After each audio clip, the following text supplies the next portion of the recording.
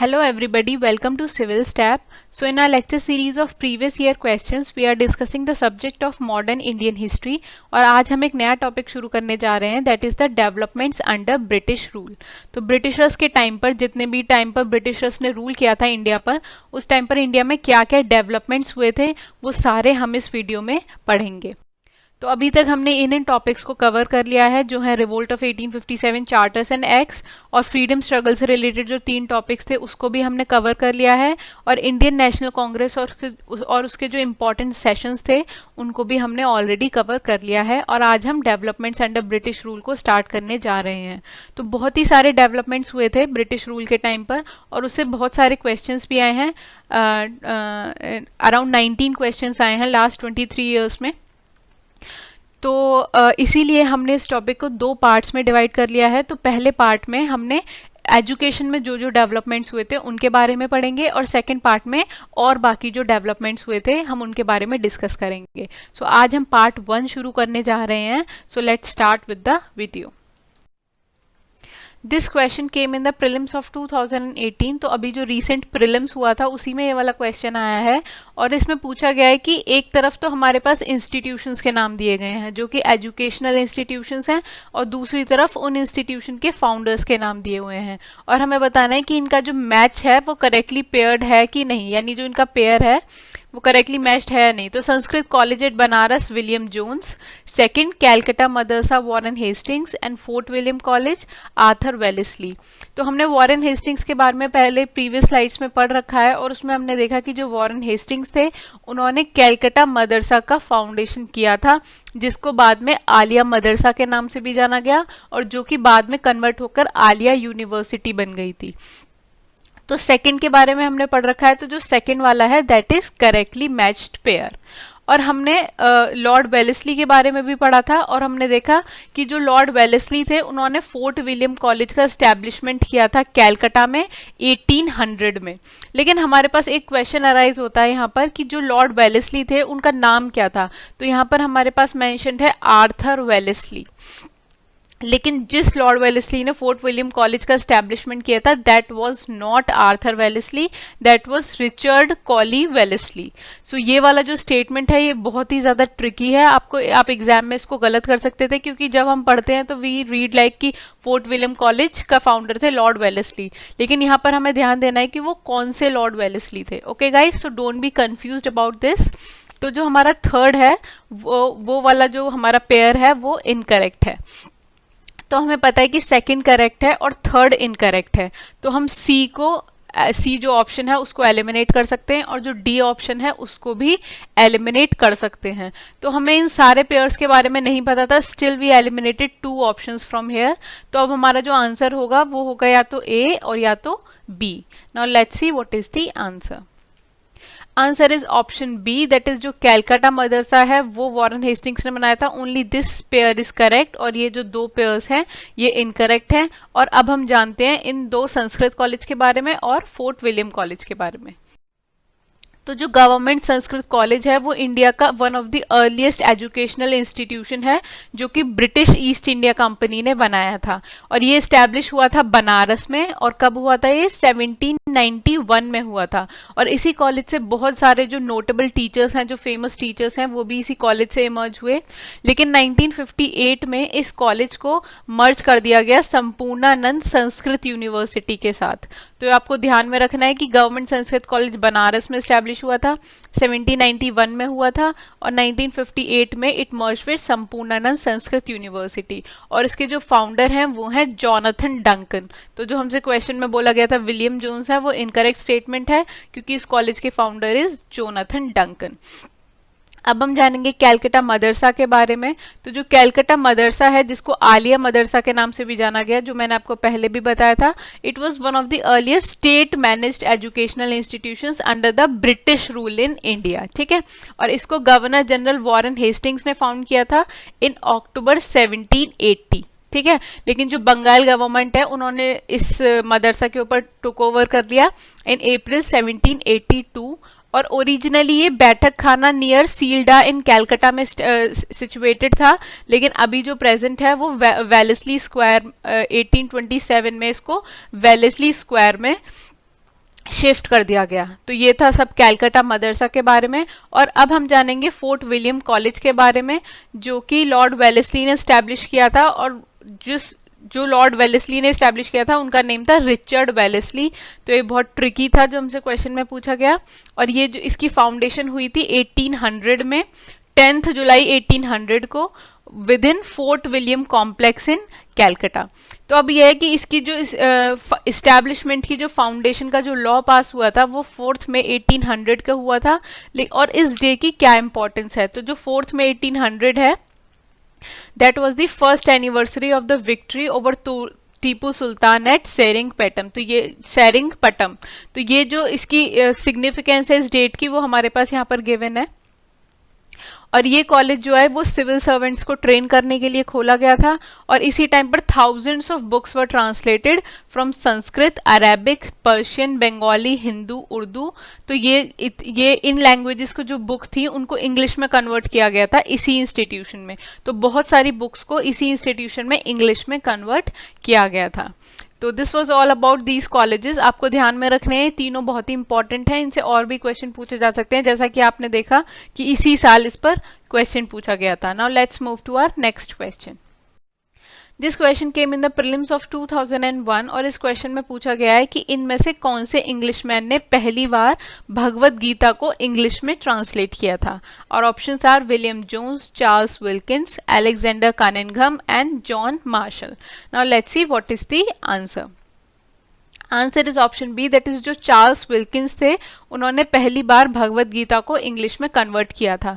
तो अभी हमने प्रीवियस स्लाइड में पढ़ा कि जो फोर्ट विलियम कॉलेज था वहां पर बहुत सारी लैंग्वेजेस की जो बुक्स हैं उनको इंग्लिश में कन्वर्ट किया गया था। उन्हीं में से भगवत गीता भी थी जिसको इंग्लिश में कन्वर्ट किया गया था। तो 1785 में चार्ल्स विल्किंस ने पहली बार भगवत गीता को इंग्लिश में कन्वर्ट किया और उसको नाम दिया गया dialogues of Krishna and Arjun. और जो इस बुक का जो इंट्रोडक्शन लिखा था वो लिखा था लॉर्ड वॉरेन हेस्टिंग्स ने, जो कि इंडिया के पहले गवर्नर जनरल थे। ब्रिटिश इंडिया के पहले गवर्नर जनरल जो थे वो लॉर्ड वॉरेन हेस्टिंग्स थे और उन्होंने ही इस बुक का इंट्रोडक्शन लिखा था। लेकिन ये बुक ट्रांसलेट किसने की थी? It was Charles Wilkins. ये आपको ध्यान में रखना है। Now let's move to our next question. This question came in the prelims of 2009 और इस क्वेश्चन में हमसे पूछा गया है कि डेविड हेयर और अलेक्जेंडर डफ के साथ मिलके इनमें से कौन से पर्सन ने हिंदू कॉलेज जो कि कैलकाटा में है उसका एस्टैब्लिशमेंट किया था। और options are Henry Louis Vivian Derozio, second Ishwar Chandra Vidyasagar, third Keshab Chandra Sen और फोर्थ है राजा राम मोहन रॉय। तो इसमें हमें पूछा गया है कि इनमें से किस पर्सन ने जो है हिंदू कॉलेज का एस्टैब्लिशमेंट किया था कैलकाटा में। So let's see what is the answer.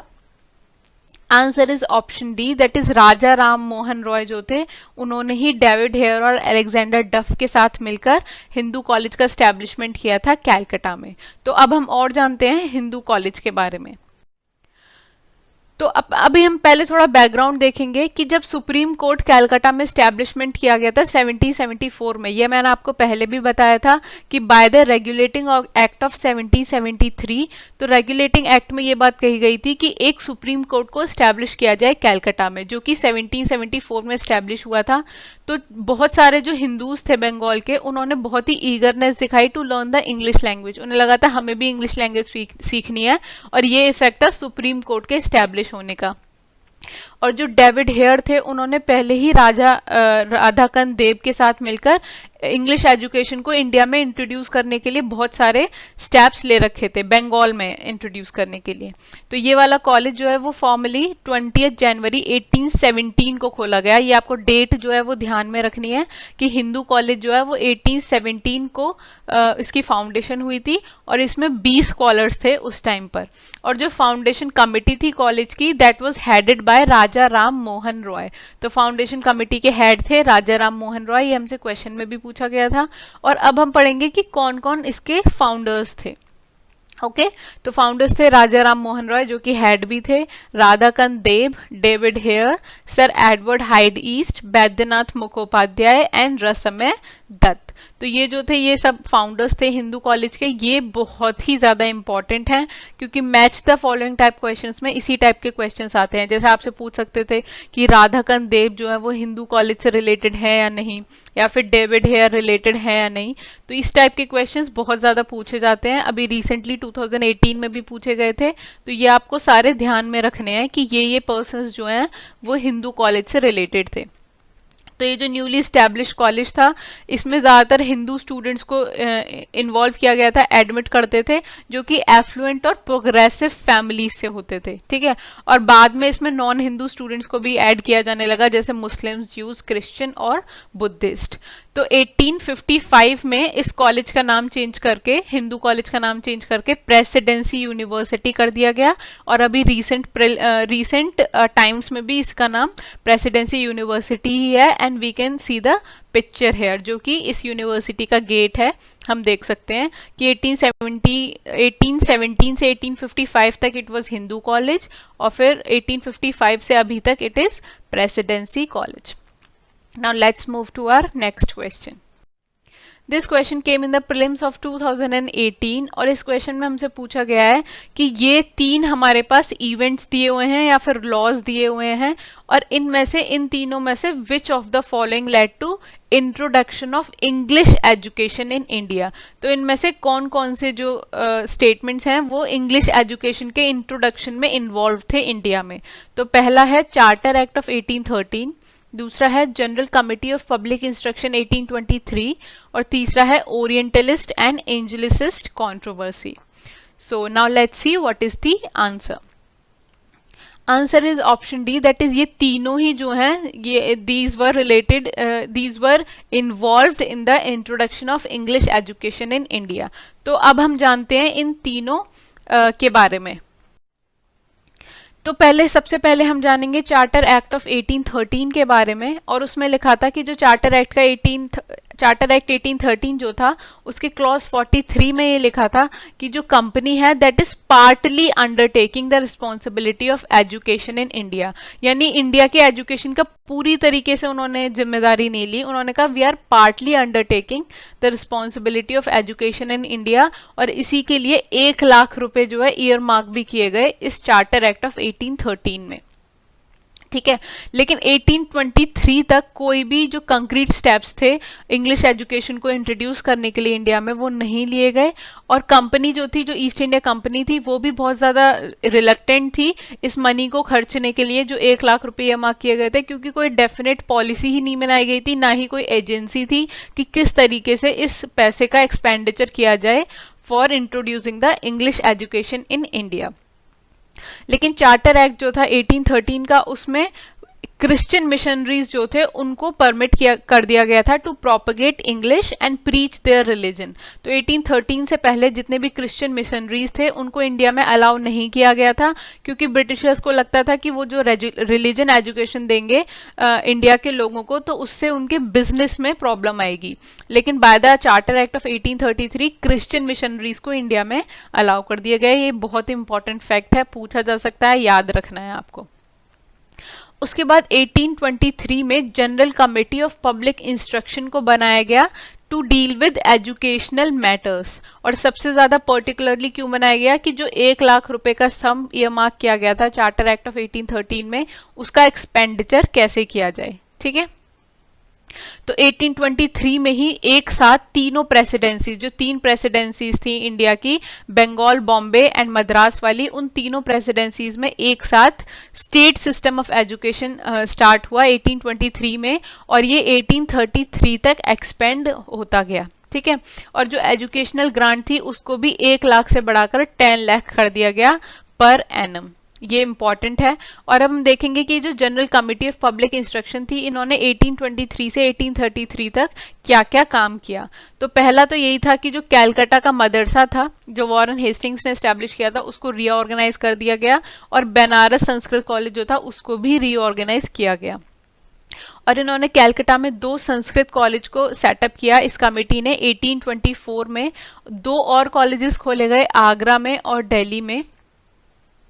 और जितने भी ओरिएंटल कॉलेजेस थे वहां पर इंग्लिश क्लासेस इंट्रोड्यूस की गई। वो कॉलेजेस कौन से थे? जैसे Calcutta Madrasa, Calcutta Sanskrit college, Banaras Sanskrit college, Delhi college, Agra college. तो इन सभी में इंग्लिश क्लासेस को इंट्रोड्यूस किया गया। और क्या क्या हुआ कि जितनी भी संस्कृत और अरेबिक बुक्स थी उनका बहुत ज़्यादा लार्ज स्केल पर प्रिंटिंग और पब्लिकेशन हुई, ताकि लोगों में जो एजुकेशन के तरफ जो अवेयरनेस है वो इंक्रीज हो। और इन्होंने जो ओरिएंटल स्कॉलर्स थे उनको भी एम्प्लॉय किया कि इंग्लिश बुक्स जो हैं उनको ओरिएंटल लैंग्वेजेस में कन्वर्ट किया जाए। और इस जो कमिटी थी, general committee of public instructions, इन्होंने ओरिएंटल स्कॉलर्स को जो है और भी ज़्यादा एनकरेज करना स्टार्ट कर दिया। तो अभी हमने देखा कि ये जो ओरिएंटल वर्ड है ये बहुत ही ज़्यादा यूज़ हो रहा है। तो पहले हम जान लेते हैं कि ओरिएंटल का मतलब क्या है। तो जो ओरिएंटल का मतलब है कि जो ईस्ट इंडिया, मतलब जो ईस्ट एशिया है, उसके कल्चर और रिलीजन के बारे में पढ़ने को वेस्टर्न्स ने एक वर्ड दिया है। जो वेस्टर्न के लोग हैं उन्होंने एक वर्ड दिया है, दैट इज ओरिएंटल। तो जो ईस्ट जो एशिया है उसके लैंग्वेज और कल्चर के बारे में पढ़ने को हम ओरिएंटल बोलते हैं। तो इन्हीं जो यहाँ की लैंग्वेज है, जो इंडिया की लैंग्वेजेस हैं, उनको प्रमोट किया गया by the general committee of public instructions. तो हम देख सकते हैं कि जितना भी काम 1823 से 1833 तक किया था general committee of public instruction ने, उससे हम क्लियरली देख सकते हैं कि इसका जो इंक्लिनेशन था वो टुवर्ड्स ओरिएंटलिज्म था। लेकिन ये जो ओरिएंटलिज्म की पॉलिसी थी इसको बहुत सारे जो एनलाइटेड इंडियंस थे उन्होंने अटैक किया, और specially under the leadership of Raja Ram Mohan Roy. तो जो राजा राम मोहन रॉय थे वो ये नहीं चाहते थे कि जो इंडिया की लैंग्वेजेस हैं, जो कल्चर है, उसको ही पढ़ाया जाए। मतलब लैंग्वेजेस, जो इंडिया की लैंग्वेजेस हैं, जो रीजनल लैंग्वेजेस थी, जिन्हें हम वर्नेकुलर लैंग्वेजेस भी बोलते हैं, उसी के मीडियम में लोगों को, इंडिया की पॉपुलेशन को पढ़ाया जाए। और इसी के लिए उन्होंने एक मेमोरेंडम भी सबमिट किया था ऑन 11 दिसंबर 1823। और उस मेमोरेंडम में उन्होंने गवर्नमेंट से अर्ज किया कि संस्कृत कॉलेज की जो बात चल रही थी कैलकाटा में एस्टेब्लिश करने की, उस प्रपोजल को अबैंडन कर दिया जाए। तो इस तरीके से जो एंजेलिसिस्ट और ओरिएंटलिस्ट की कंट्रोवर्सी थी वो इमर्ज हुई। तो जो एंजेलिसिस्ट थे उनका, एंजेलिसिस्ट कौन थे कि जो इंग्लिश लैंग्वेज में जो ब्रिटेन की जो कल्चर थी और जो वहाँ की लैंग्वेज थी उसको प्रमोट करने की बात करते थे इंडिया में। और ओरिएंटलिस्ट क्या थे कि जो इंडिया की ही कल्चर और लैंग्वेज को ग्लोरीफाई करना चाहते थे। तो इन दोनों के जो व्यूज थे वो एकदम अलग अलग थे, और इसी की वजह से उनमें कंट्रोवर्सी हो गई। ठीक है। तो जो एंजेलिसिस्ट थे, जो ब्रिटिश कल्चर और लैंग्वेज की बात करते थे, those were led bye Macaulay, और जो कि इस कमिटी के हेड भी बने 1835 में। और जो राजा राम मोहन रॉय थे वो भी एंजेलिसिस्ट को ही सपोर्ट करते थे। लेकिन जो ओरिएंटलिस्ट थे, those were led by James Prinsep. तो इस तरीके से इनमें कंट्रोवर्सी हो गई थी after the general committee of public instruction. लेकिन जो general committee of public instruction थी, it was inclined towards the orientalism. Now let's move to our next question. This question came in the prelims of 2003, और इस question में हमसे पूछा गया है कि जो वुड्स डिस्पैच आया था 1854 में, तो उसमें एजुकेशन का एम क्या स्टेट किया गया था उसमें। ठीक है। तो पहला हमारे पास ऑप्शन है the creation of employment opportunities for native Indians, दूसरा है the spread of western culture in India, तीसरा है the promotion of literacy among the people using English medium, और चौथा है the introduction of scientific research and rationalism in the traditional Indian education. तो हमें बताना है कि वुड्स डिस्पैच में एजुकेशन का एम क्या था। So now let's see what is the answer. Answer is option C, that is Wood's dispatch में जो एजुकेशन का एम था वो ये था कि जो लिटरेसी का प्रमोशन है वो इंग्लिश मीडियम में किया जाए among the people. Now let's know more about Wood's dispatch. So it was introduced in 1854 और it was sent by Charles Wood. तो इंडिया में चार्ल्स वुड के द्वारा वुड्स डिस्पैच को भेजा गया था, और इस टाइम पे इंडिया के जो गवर्नर जनरल थे वो थे Lord Dalhousie. And here we have the picture of Charles Wood. तो जो वुड्स डिस्पैच था जो कि एजुकेशन से रिलेटेड था, ये आपको ध्यान में रखना है, ये भी पूछ लेते हैं मैच द फॉलोइंग वगैरह में कि वुड्स डिस्पैच कौन से सेक्टर से रिलेटेड था। तो it was related to education, और 1854 में it led the foundation of educational system in India. तो इसी डिस्पैच के ऊपर इंडिया में एजुकेशन सिस्टम डेवलप हुआ, जो कि बाद में फिर उनमें और भी चेंजेस आए, लेकिन जो फाउंडेशन हुई थी वो वुड्स डिस्पैच के साथ ही हुई थी। और इसमें चार्ल्स वुड जो था, उन्होंने कहा कि जो इंग्लिश इंस्टीट्यूशंस हैं, जो इंग्लिश लैंग्वेज है, that will be very useful model for education in India. और इसी 1854 का जो वुड्स डिस्पैच था, इसी पर ही इंडिया की जो फ्यूचर एजुकेशन की स्कीम बनी वो इसी पर बेस्ड थी, और इसीलिए इसको मैग्ना कार्टा के नाम से जाना गया, Magna carta of English education in India.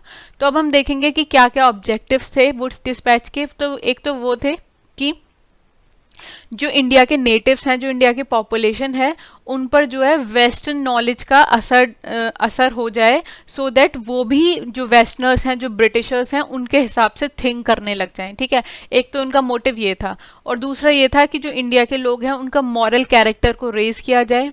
तीसरा ये था कि जो ईस्ट इंडिया कंपनी थी उसको पब्लिक सर्वेंट्स की नीड थी, लेकिन मोस्ट ऑफ द पॉपुलेशन जो थी इंडिया की वो इलिटरेट थी, इसलिए उन्होंने कहा कि इंडिया की पॉपुलेशन को ही लिटरेट किया जाए, so that they can serve as public servants to the East India company.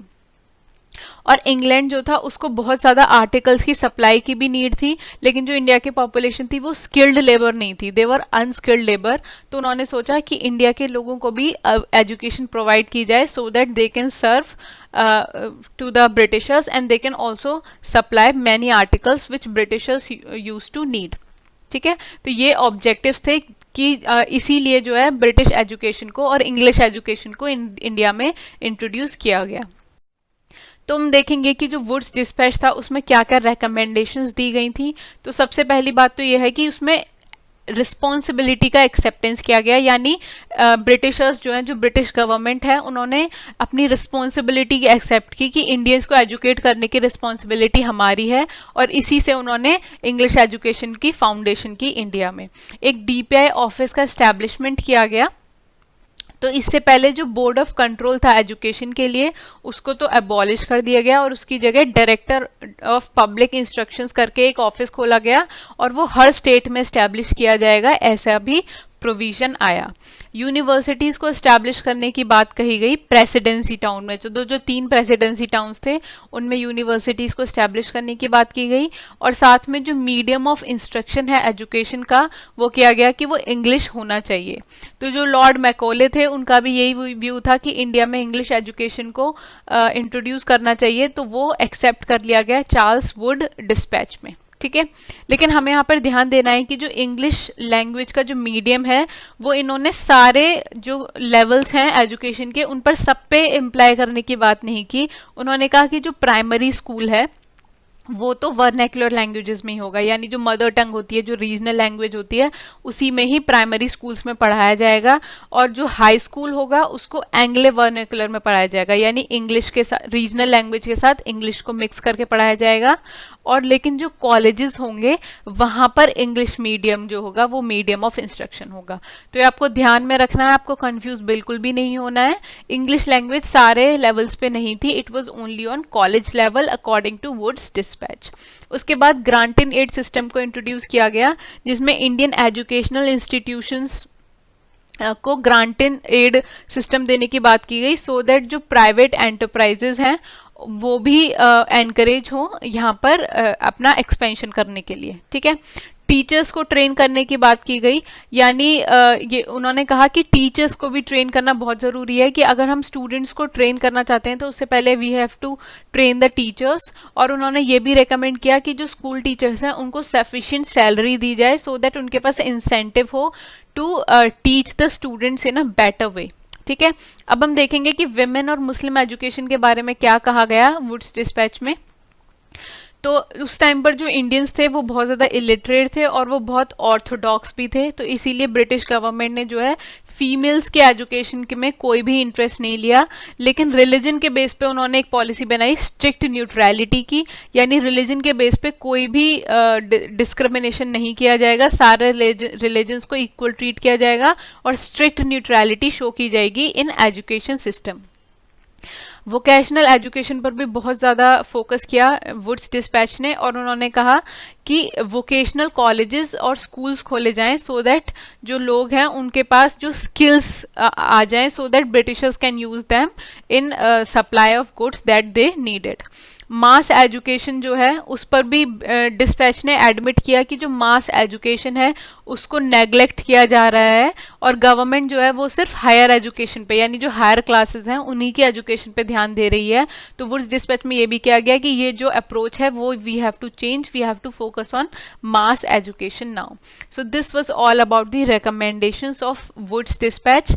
तो अभी हमने वुड्स डिस्पैच के बारे में पढ़ा और अब हम क्वेश्चंस देखेंगे जो कि इस टॉपिक पर बेस्ड आए हैं प्रीवियस ईयर्स में। So this question came in the recent prelims of 2018 और इस क्वेश्चन में हमसे पूछा गया है कि वुड डिस्पैच के रिगार्डिंग इनमें से कौन सा स्टेटमेंट सही है। तो पहला है कि ग्रांट्स इन एड सिस्टम को इंट्रोड्यूस किया गया, दूसरा है यूनिवर्सिटीज़ को इस्टेब्लिश करने की बात को रिकमेंड किया गया, और तीसरा है English as a medium of instruction को एजुकेशन के हर लेवल पर रेकमेंड किया गया। तो अभी हमने जब वुड्स डिस्पैच के बारे में पढ़ा तो उसमें हमने देखा कि येस ग्रांट्स इन एड सिस्टम को इंट्रोड्यूस किया गया था, तो फर्स्ट स्टेटमेंट इज करेक्ट। उसके बाद हमने ये भी देखा कि यूनिवर्सिटीज़ को इस्टेब्लिश करने की बात की गई थी प्रेसिडेंसीज टाउन में, तो वो भी सेकंड स्टेटमेंट करेक्ट है। लेकिन जो इंग्लिश है as a medium of instruction वो सिर्फ कॉलेजेस लेवल पे जो है इंट्रोड्यूस करने की बात की गई थी, प्राइमरी और हाई स्कूल लेवल पे वर्नेकुलर लैंग्वेजेस में ही इंस्ट्रक्शन दिए जाएंगे, ऐसा डिसाइड किया गया था वुड्स डिस्पैच के अंडर। तो जो थर्ड स्टेटमेंट है हमारे पास दैट इज इनकरेक्ट, तो हमारा आंसर है 1 and 2 are correct, so A is the answer here. Now let's move to our next question. This question came in the prelims of 1997 और हमारे पास यहाँ पर 4 इवेंट्स दिए हुए हैं एजुकेशन से रिलेटेड और हमें उनको क्रोनोलॉजिकल सीक्वेंस में लगाना है कि पहले क्या आया फिर क्या आया, इस तरीके से इनको अरेंज करना है। तो फर्स्ट है वुड्स एजुकेशन डिस्पैच, सेकंड है मैकॉलेज मिनट ऑन एजुकेशन, थर्ड है द सार्जेंट एजुकेशन रिपोर्ट और फोर्थ है इंडियन एजुकेशन जो कि हंटर कमीशन के नाम से भी जानी जाती है। तो इन चारों में से हमने सिर्फ अभी तक वुड्स एजुकेशन डिस्पैच के बारे में पढ़ा है जो कि 1854 में आया था। So now let's see what is the answer. Answer is option A, that is सबसे पहले आया Macaulay's minute on education, then Wood's education dispatch, then Hunter commission and then Sargent education report. तो अब हम इन तीनों के बारे में जानते हैं। सबसे पहले हम पढ़ेंगे मैकॉलेज मिनट ऑन एजुकेशन के बारे में और इसको क्यों इंट्रोड्यूस किया गया, to settle dispute between orientalist and anglicist in 1835। तो हमने देखा था कि जो जनरल कमिटी स्टैब्लिश हुई थी ऑन पब्लिक इंस्ट्रक्शन, वहाँ पर ओरिएंटलिस्ट और एंजेलिसिस्ट के बीच में कंट्रोवर्सी हो गई थी क्योंकि उनके व्यूज़ बहुत ही ज़्यादा ऑपोजिट थे। तो उसी डिस्प्यूट को सेटल करने के लिए इसको इंट्रोड्यूस किया गया और it was submitted in Feb 1835। तो एक रिपोर्ट थी जिसको फेब 1835 में सबमिट किया गया और उस टाइम पर इंडिया के जो गवर्नर जनरल थे वो विलियम बेंटिक थे। तो लॉर्ड मैकॉले ने विलियम बेंटिक को इस रिपोर्ट को सबमिट किया था और इसमें क्या क्या प्रोविजंस थे, तो इसमें यह आया था कि एक तो ब्रिटिश गवर्नमेंट जो है उसको इंडिया में यूरोपियन लिटरेचर और साइंस को प्रमोट करना चाहिए। तो ये इसलिए इंट्रोड्यूस किया गया कि जो इंडियंस का माइंडसेट है वो भी यूरोपियंस की लिटरेचर को देखकर और साइंस को देखकर इन्फ्लुएंस हो जाए, तो वो भी जो है जो ब्रिटिश कल्चर है उसके जैसा थिंक करने लगे। तो ये मैकॉलेज मिनट में इंट्रोड्यूस किया गया। साथ में ये भी था कि गवर्नमेंट के पास जितनी भी डिस्पोजेबल फंड हैं, जो डिस्पोजल फंड हैं उसे वो इंडिया की नॉलेज में उसको स्पेंड करना चाहिए और जिसमें कि वो इंग्लिश लिटरेचर और साइंस के बारे में पढ़ाएंगे। ठीक है। और उन्होंने ये भी कहा कि जितने भी एग्जिस्टिंग प्रोफेसर्स हैं उनको स्टिपेंड्स प्रोवाइड करने चाहिए, लेकिन किसी भी स्टूडेंट्स को स्टिपेंड नहीं मिलना चाहिए, ठीक है। और उन्होंने ये भी बात की कि जो गवर्नमेंट है वो अपने फंड्स को ओरिएंटल वर्क्स को प्रिंट करने में ना लगाए। तो यहाँ पर हम देख सकते हैं कि यहाँ पर यूरोपियन लिटरेचर और कल्चर को प्रमोट किया गया था और ओरिएंटल जो कल्चर है उसको डिमोट किया गया था। तो ये देख सकते हैं कि ये जो मैकॉलेज मिनट ऑन एजुकेशन थी, इसका जो इंक्लिनेशन था वो एंजेलिसिज्म की तरफ था। और जो हम देखेंगे कि एंजेलिसिस जो इंग्लिश के फेवर में थे उसको भी मैकॉलेज मिनट में इंट्रोड्यूस किया गया, और उन्होंने कहा कि जो इंग्लिश लैंग्वेज है उसी को ही इंट्रोड्यूस करना चाहिए इंडिया में as a medium of instruction. So this was all about Macaulay's minute on education. Now let's move forward. तो अब हम पढ़ेंगे सार्जेंट एजुकेशन रिपोर्ट के बारे में। तो इसको report of sergeant commission on post war education development in India के नाम से भी जानते हैं, और ये एक 1944 में इंट्रोड्यूस किया हुआ मेमोरेंडम था, जिसमें कि एजुकेशन में फ्यूचर डेवलपमेंट क्या होंगे इंडिया में उसके बारे में लिखा हुआ था, उसकी आउटलाइन दी गई थी, और it was prepared by John Sargent, ठीक है। तो सार्जेंट स्कीम का सेंट्रल गोल क्या था? To reconstruct the education in India, और इसमें ये रिकमेंड किया गया कि फ्री और कंपलसरी एजुकेशन इंडिया में इंट्रोड्यूस की जाए for all Indian children in the 6 to 11 years age group. तो पहली बार 6 से 11 साल तक के बच्चों के लिए फ्री और कंपलसरी एजुकेशन का इंट्रोडक्शन जो हुआ था वो हुआ था सार्जेंट एजुकेशन रिपोर्ट में। और इसमें यह भी कहा था कि यूनिवर्सल लिटरेसी इंडिया में इस्टेब्लिश हो जानी चाहिए with in 40 years of its introduction. तो 1944 में ये वाली रिपोर्ट का इंट्रोडक्शन हुआ था, तो उन्होंने कहा 1984 तक इंडिया में यूनिवर्सल लिटरेसी जो है वो आ जानी चाहिए, ठीक है। और भी क्या क्या कहा गया है स्कीम में, वो है कि एलिमेंट्री स्कूल्स और हाई स्कूल्स का एस्टैब्लिशमेंट किया जाए, और 2 टाइप के हाई स्कूल खोले जाएं, एक तो होंगे एकेडमिक और दूसरे होंगे टेक्निकल एंड वोकेशनल, जिसमें इंडियंस को स्किल्स टीच की जाएंगी सो दैट दे कैन वर्क। और इंटरमीडिएट कोर्सेज को जो है अबॉलिश करने की बात कही गई। तो ये इंपॉर्टेंट प्रोविजंस हैं सार्जेंट एजुकेशन रिपोर्ट के, ये आपको ध्यान में रखने हैं। Now let's move forward. अब हम पढ़ेंगे हंटर एजुकेशन कमीशन के बारे में। तो ये बहुत ही ज़्यादा इम्पॉर्टेंट कमीशन है जो कि लॉर्ड रिपन ने अपॉइंट की थी। और इसको क्यों अपॉइंट किया गया था कि वुड्स डिस्पैच में जो भी प्रॉब्लम थी, यानी वुड्स डिस्पैच में जो भी प्रोविजन थे उनको इम्प्लीमेंट नहीं किया जा रहा था ठीक से, तो उसके नॉन इम्प्लीमेंटेशन से रिलेटेड जितनी भी कंप्लेंट्स थी उन सभी को देखने के लिए हंटर एजुकेशन कमीशन को अपॉइंट किया गया।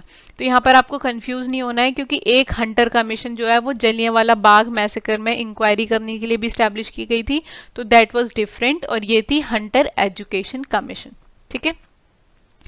और इसमें ये भी इसका काम ये भी था कि जो ब्रिटिश टेरिटरीज थी वहाँ पर एलिमेंट्री एजुकेशन का क्या स्टेटस है इसको जानने के लिए भी खोली गई, और उसको एलिमेंट्री एजुकेशन को हमें किस तरीके से एक्सटेंड या इम्प्रूव किया जाए इंडिया में, उस पर भी सजेशंस मांगे गए इस हंटर एजुकेशन कमीशन से। And this commission was headed by sir William Wilson Hunter. तो ये हमें ध्यान रखना है कि विलियम विल्सन हंटर जो थे वो इसके हेड थे, और इन्होंने 1882 में अपनी रिपोर्ट को सबमिट किया। तो 1882 में हंटर एजुकेशन कमीशन जो है वो आया था।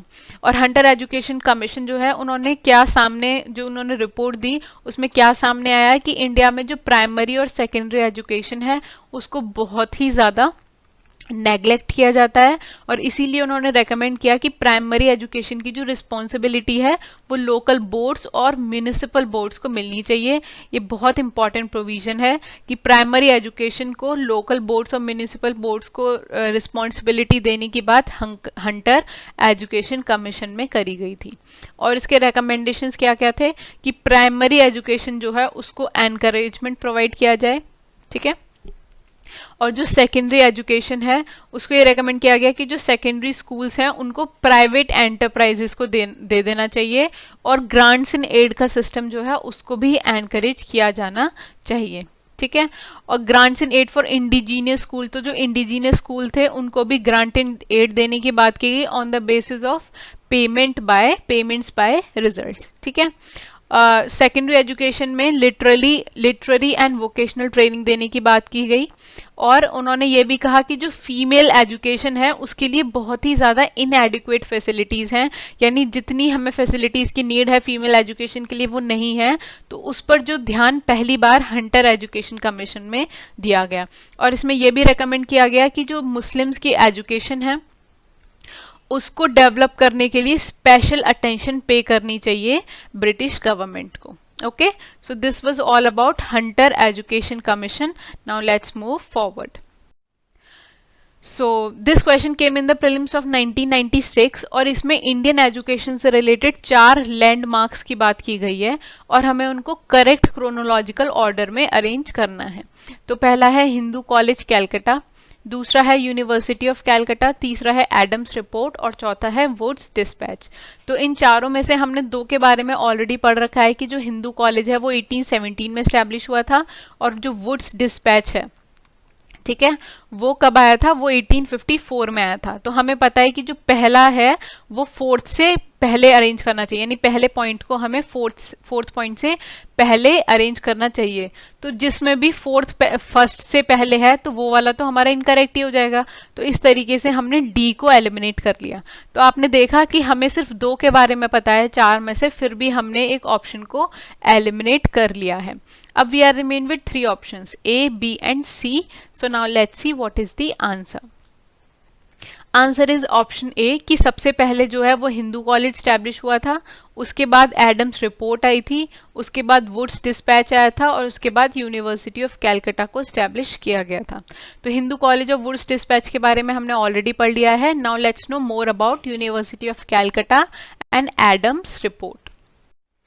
सो यूनिवर्सिटी ऑफ कैलकाटा जो है वो कोलकाता में स्टैब्लिश की गई थी। It is a public state university and it was established on 24 January 1857। तो आपको ध्यान में रखना है कि कैलकाटा की यूनिवर्सिटी 1857 में स्टैब्लिश हुई थी and it was founded by Alexander डफ, ठीक है। और एशिया में पहला इंस्टीट्यूशन था जो कि मल्टी डिसिप्लिनरी था और जहाँ पर वेस्टर्न स्टाइल की यूनिवर्सिटी जो थी वो पहली थी एशिया की, यूनिवर्सिटी ऑफ कैलकाटा, और इसीलिए बहुत इंपॉर्टेंट है। और यूनिवर्सिटी ऑफ कैलकाटा से 4 नोबल लॉरिएट्स निकले हैं। वो हैं रोनाल्ड रॉस जिनको मेडिसिन में नोबल प्राइज मिला, एंड रविंद्रनाथ टैगोर जिनको लिटरेचर में मिला, CV रमन को फिजिक्स में मिला और अमर्त्य सेन को इकोनॉमिक्स में मिला। तो ये जो चारों एलुमनाइज हैं ये यूनिवर्सिटी ऑफ कैलकाटा के हैं जिनको नोबल प्राइज मिला हुआ है। तो आप इसे जान सकते हैं कि ये बहुत ही ज़्यादा इंपॉर्टेंट है आपको इसके बारे में जानने के लिए। इसके फाउंडर थे अलेक्जेंडर डफ, 1857 में ये फाउंड की गई थी, ठीक है।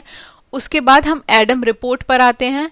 तो जो कोर्ट ऑफ डायरेक्टर्स हैं उन्होंने 1813 में एक लेटर साइन किया गया था to inquire into the prevailing system of primary education in India, और इसी के हिसाब से फिर मद्रास और बॉम्बे में इंक्वायरी सेटअप की गई कि इंडिजीनियस जो एजुकेशन है उनके बारे में। 1822 में मद्रास में इंक्वायरी स्टैब्लिश की गई और 1823 में बॉम्बे में, ठीक है। और बंगाल में ये स्पेशल इंक्वायरी कंडक्ट की गई 1835 से 38 तक under the orders of Lord William Bentinck. और जो बंगाल में स्पेशल इंक्वायरी की गई थी that was done by William Adams. और ये विलियम एडम्स कौन थे? He was the missionary who devoted himself to the cause of Indian education. तो जो एडम रिपोर्ट है वो 1835 से 38 तक जो स्पेशल इंक्वायरी चली थी उसी के बेसिस पर आई थी, और ये कोर्ट ऑफ डायरेक्टर्स ने जो उनको लेटर भेजा गया था to inquire into the prevailing system of primary education, उसी का बेस पे जो है एडम रिपोर्ट को फॉर्म किया गया था। सो this was all about University of Calcutta and Adam report. Now let's move forward. So this question came in the prelims of 1998 और इस क्वेश्चन में हमारे पास 2 स्टेटमेंट्स गिवन हैं। तो पहला असर्शन स्टेटमेंट है और दूसरा रीजन स्टेटमेंट है, और हमें बताना है कि ये दोनों जो स्टेटमेंट हैं वो इनमें से कौन से ऑप्शन को जस्टिफाई करते हैं। तो जो असर्शन स्टेटमेंट है उसमें कहा गया है कि the first ever bill to make primary education compulsory in India, उसको रिजेक्ट किया गया था 1911 में। तो जो पहला बिल इंट्रोड्यूस किया गया था किस चीज़ के लिए? To make primary education compulsory in India, तो उसको रिजेक्ट कर दिया गया था 1911 में। और उसका रीज़न क्या है? Discontent would have increased if every cultivator could read. तो ये उसका रीज़न है। And now let's see what is the answer. Answer is option A कि ये जो दोनों स्टेटमेंट्स हैं ये करेक्ट हैं, और जो उसका रीज़न है वो भी करेक्ट एक्सप्लेनेशन है असर्शन स्टेटमेंट का। तो अब हम जानते हैं कि प्राइमरी एजुकेशन को कंपलसरी बनाने के लिए क्या क्या चीज़ें हुई थी, क्या क्या डेवलपमेंट्स हुए थे उनके बारे में। तो जो गोपाल कृष्ण गोखले थे, he was the member of legislative council, और इसीलिए उन्होंने एक प्रपोजल पुट फॉरवर्ड किया कि प्राइमरी एजुकेशन जो है उसको कंपलसरी बना दिया जाए, और ये प्रपोजल उन्होंने पुट फॉरवर्ड किया था 1910 में। ठीक है, और उस प्रपोजल में कहा गया कि a beginning should be made in the direction of making elementary education free, कि पहले तो एजुकेशन, एलिमेंट्री जो एजुकेशन है उसको फ्री और कंपलसरी बना दिया जाए थ्रू आउट द कंट्री। ठीक है, and that a mixed commission of officials and non officials be appointed at an early date to frame definite proposal. और ऑफिशियल्स यानी जो ब्रिटिश मेंबर्स थे, और नॉन ऑफिशियल्स जो इंडियन मेंबर्स थे, तो ब्रिटिश और इंडियन मेंबर्स दोनों को ही इंक्लूड करके एक कमीशन बनाई जाए जो कि डेफिनेट प्रपोजल बनाएगी एलिमेंट्री एजुकेशन को फ्री और कंपलसरी बनाने के लिए। और इस रेजोल्यूशन के इंपॉर्टेंट पॉइंट क्या हैं कि प्राइमरी एजुकेशन को जो है फ्री और कंपलसरी बना दिया जाए उस एरिया में जहां पर 35% जो बॉयज़ जो हैं वो एजुकेशन रिसीव कर रहे हैं। ठीक है, और जो प्रोविजन है फ्री और कंपलसरी बनाने का वो अप्लाई करेगा 6 to 10 ईयर्स के एज ग्रुप पर। ठीक है, और जो प्राइमरी एजुकेशन की जो कॉस्ट आएगी वो प्रोविंशियल गवर्नमेंट और लोकल बॉडी शेयर करेंगी इन द रेशियो ऑफ 2:1।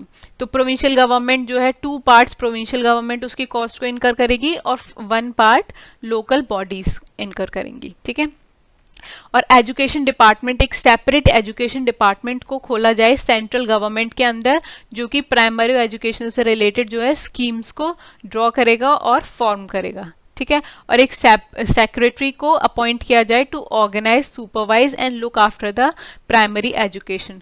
तो प्राइमरी एजुकेशन से रिलेटेड जितने भी प्रोविजंस थे कि एक डिपार्टमेंट खोला जाए, एक स्पेशल सेक्रेटरी को अपॉइंट किया जाए, या फिर प्राइमरी एजुकेशन की जो कॉस्ट है उनको कौन कौन इनकर करेगा, और इसमें कौन कौन से एज ग्रुप के बच्चे इन्वॉल्व होंगे, तो ये सारे जो प्रोविजंस हैं ये गोपाल कृष्ण गोखले ने अपने रेजोल्यूशन में जो है इंट्रोड्यूस किए थे।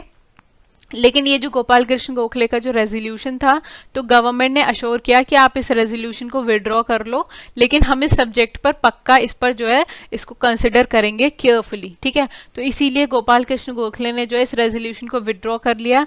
लेकिन बाद में जो गवर्नमेंट है उसने सिर्फ लास्ट 3 जो रेजोल्यूशंस हैं, जो लास्ट 3 डिमांड थी इस रेजोल्यूशन में, सिर्फ उन्हीं को ही एक्सेप्ट किया, और जो बाकी डिमांड थी उनको रिजेक्ट कर दिया। यानी प्राइमरी एजुकेशन को फ्री और कंपलसरी बनाया जाए, ये जो है उन्होंने रिजेक्ट कर दिया, और लास्ट 3 को उन्होंने एक्सेप्ट कर लिया। तो डिपार्टमेंट ऑफ एजुकेशन स्टैब्लिश किया गया सेंट्रल गवर्नमेंट के अंदर, और एक सेक्रेटरी को भी अपॉइंट कर दिया।